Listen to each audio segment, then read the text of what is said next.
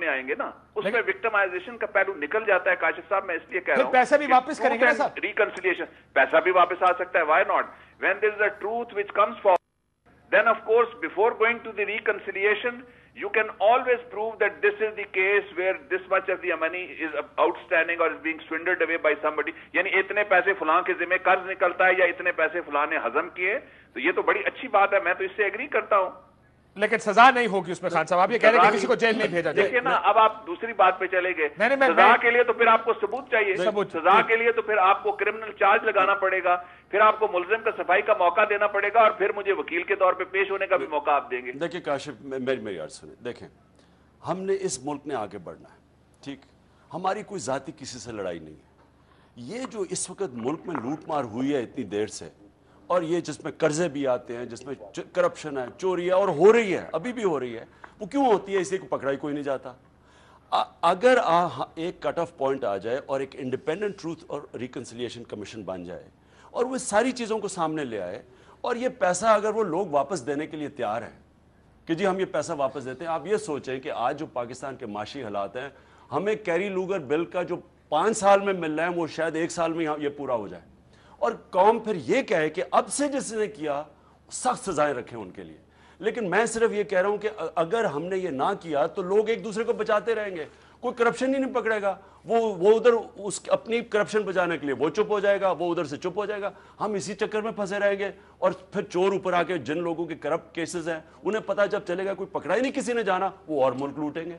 तो डॉक्टर साहब वो कहते हैं कि फिर यही तरीका ठीक है कि सारे अपना अपना मामला खुद लाकर बताएं, सच बताएं कि हमने कितनी चोरी की। नहीं, फिर काशिफ जो पकड़ा गया उसके बाद देखिए, ट्रूथ ऑफ रिकंसिलिएशन के बाद यह है कि अगर आपने सच ना बोला और उसके बाद जो चीज पकड़ी गई, एक किस्म की एमनेस्टी होगी, उसके बाद जो पकड़ा गया फिर उसके लिए सख्त सजाएं रखें, फांसी तक रखें सजाएं, जो चाइना में होता है, जो वियतनाम में होता है। फांसी की सजा फिर डॉक्टर बाबर अवान साहब कहते हैं फिर इसके बाद किसी को माफ नहीं करेंगे, फिर ऐसा कानून बना। क्या हुकूमत में ऐसी कोई सोच है?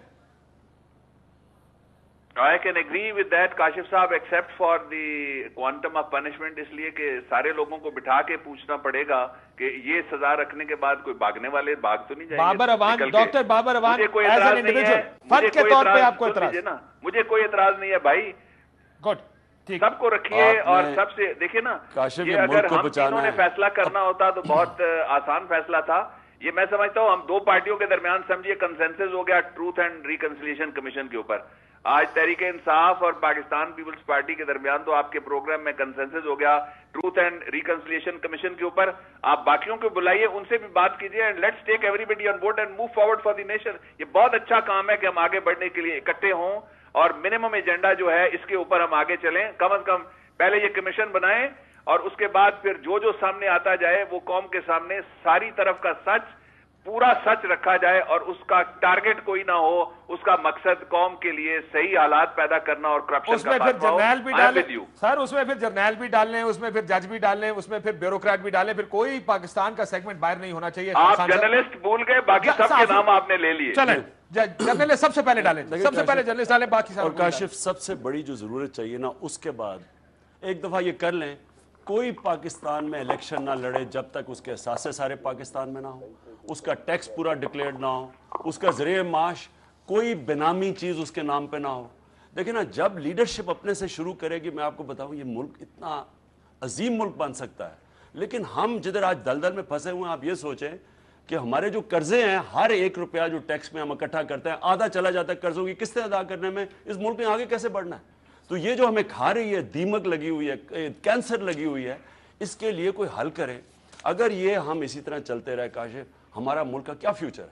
लेकिन तो आपको इसलिए सजाएं सख्त देनी पड़ेंगी, सख्त सजाएं भी देनी पड़ेंगी। डॉक्टर साहब अगर ब्रीफ जवाब दीजिएगा मुझे, क्योंकि वक्त बहुत कम है, मैं दोनों से चाहूंगा। वो कहते हैं सासे भी मुल्क से बाहर नहीं रखेंगे, वो कहते हैं बच्चे भी फिर मुल्क के अंदर ही ले आए तो ज्यादा बेहतर है। ये ना हो कि आपके पास एक हॉलीडे होम बाहर मौजूद हो कि अगर पाकिस्तान में से हमारी हुकूमत खत्म होगी तो हम बाहर चले जाएंगे, शौकत अजीज और मुशर्रफ के पास। और जिस तरह शौकत अजीज और मुशर्रफ की बात करें, दूसरा फिर एक